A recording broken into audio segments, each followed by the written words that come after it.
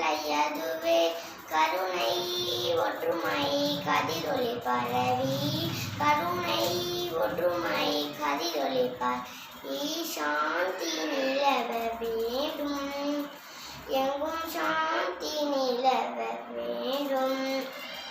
கொடுமை செய்தியோர் மனமது திருந்த கொடுமை செய்தியோர் மனமது திருந்த நற்குணம் அதை புகட்டிடுவோம் நற்குணம் அதை புகட்டிடுவோம்.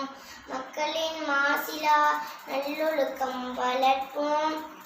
திடம் தரும் அஹிம்சா யோகினம் தந்தை திடம் தரும் அஹிம்சா யோகினம் தந்தை ஆத்மானந்தம் பெறவே கடமை மறவோம் அவன் கடன் தீர்ப்போம் களங்கமில்லா அறம் வளர்ப்போம்.